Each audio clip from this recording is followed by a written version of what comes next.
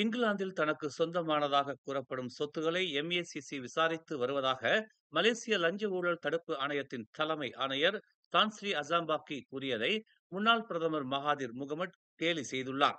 சொத்துகள் இருப்பது குறித்து தனக்கு எதுவும் தெரியாது என்பதால் அவற்றை பற்றி தெரிவிக்குமாறு தாம் கேட்டுக்கொள்வதாக மகாதிர் கிண்டலாக தெரிவித்துள்ளார்.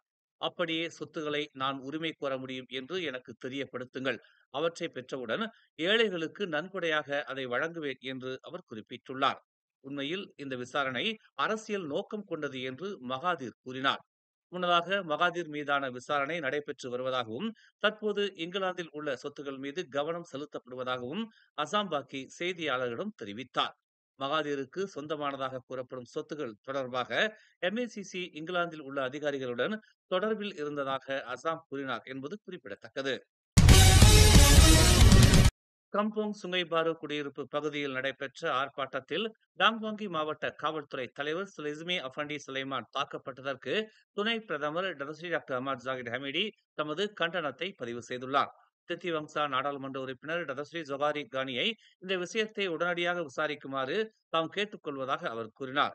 டாங்வாங்கி மாவட்ட காவல்துறை தலைவர் ஏசிபி சுலைஸ்மி அஃபண்டி சுலைமான் இந்நடவடிக்கையின் போது தலையில் காயமடைந்ததாக கூறப்படுகிறது.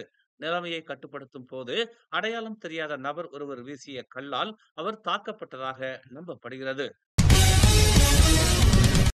ஒரு முறை மட்டுமே வழங்கப்படும் 100 ரிங்கிட் சாரா உதவிக்காக பெறுநர்கள் பதிவு செய்ய வேண்டிய அவசியம் இல்லை என்றும் அதற்குரிய தகுதியானவர்கள் தாமாகவே அதை பெறுவார்கள் என்றும் தொடர்புத்துறை துணை அமைச்சர் தியோனி சிங் தெளிவுபடுத்தினார்.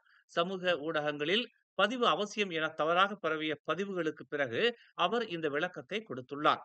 கோலாலம்பூர் மற்றும் ஸ்லாங்கூரில் உள்ள தேசிய வகை தமிழ் பள்ளிகளுக்கான பாதுகாப்பான இணைய பிரச்சார திருவிழாவை நடத்தி முடித்த பின் செய்தியாளர்கள் மத்தியில் இதை தெரிவித்தார். சமூக ஊடகங்களில் இருந்து சாரா தொடர்பான எத்தனை தவறான பதிவுகள் அகற்றப்பட்டுள்ளன என்பதை பற்றி முழுமையான அறிக்கை அமைச்சுக்கு இன்னும் கிடைக்கவில்லை என்றும் அவர் குறிப்பிட்டார்.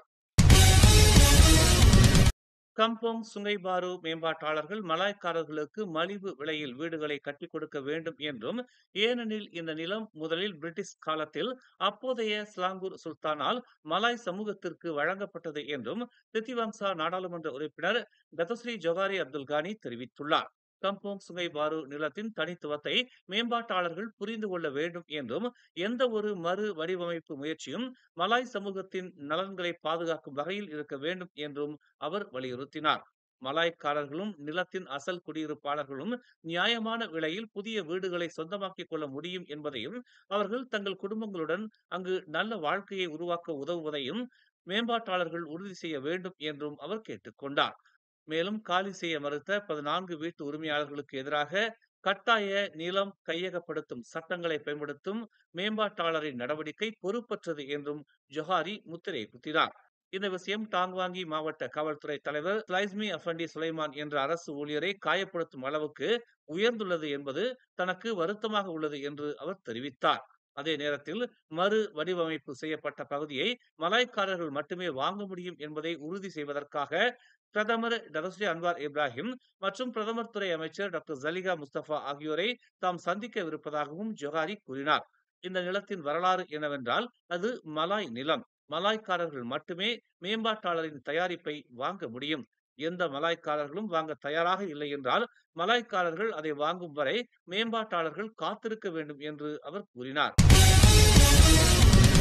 சர்ச்சைக்குரியதாக பார்க்கப்படும் நகர்ப்புற புதுப்பித்தல் சட்ட திருத்த மசோதா அங்கீகரிக்கப்பட்டால் என்ன நடக்கும் என்பதற்கான தொடக்க கட்ட முன்னோட்டம்தான் கோலாலம்பூரில் உள்ள கம்போங் சுங்கைபாருவில் நேற்று நடைபெற்ற சம்பவம் என்று பாஸ் கட்சி எச்சரிக்கை விடுத்துள்ளது.